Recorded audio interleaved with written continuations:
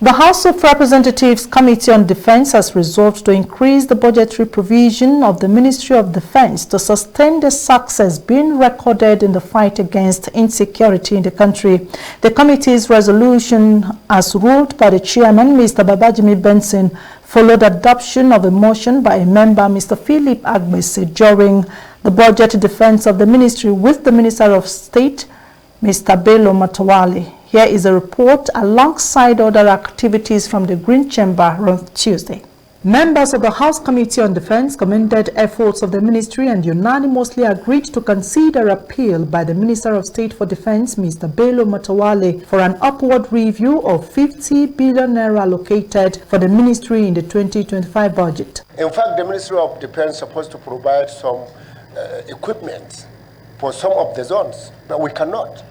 Out of what we have in 2024, we can be able to provide just 20 APCs. What 20 APCs can do in Kasane alone, Mr. Chairman, if we can be able to have 50 APCs that can go inside bush to flush out those criminals, I assure you, within 2 months, we'll finish the issue of banditry. This year's budget defense is particularly significant as it comes against the backdrop of evolving global and domestic security threats.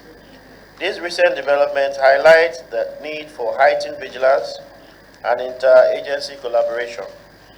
We must leverage intelligence, technology, and best practice to neutralize emerging threats and safeguard our citizens. In a relative vein, Chief of Defense Staff General Christopher Musa told the committee during his session that arrest of Simon Ekpa in Finland has greatly reduced the tension in the southeast. This development, he said, alongside the Operation Udoka by the Defense Headquarters, is restoring peace in the region. From other sessions, agencies under the House Committee on Healthcare Services demanded for more funds in the 2025 budget, while the National Primary Healthcare Development Agency proposed 48.1478 billion naira at its 2025 budget. The Nigeria Center for Disease Control and Prevention, NCDC, proposed over 7.38 billion naira for the 2025 budget. Also, Medical and Dental Council of Nigeria says it would require 113 billion naira for its 2025 operations, and the National Health Insurance Agency is asking for 130 billion naira as its budget. Chairman of the House Committee on Healthcare Institutions, Mr. Amos Magaji, agreed that a functional healthcare system can curb corruption in Nigeria. If we don't deliberately build our healthcare system, we're in for a big trouble, because some of these health emergency, when they come, even if you have a private jet and then the airports are closed, you can't go anywhere.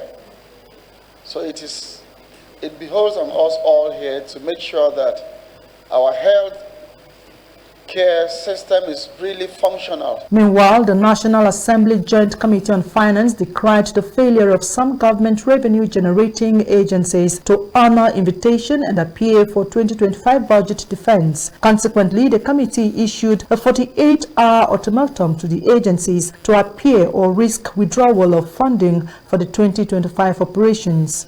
In a similar vein, the Chairman, House Committee on Science Engineering, Mr. Inuwa Garba, said some agencies had yet to live up to their mandate since establishment. Hence, the committee will recommend that they should be scrapped. Some agencies, like I said during the discussions, I don't think if they are relevant in Nigeria, because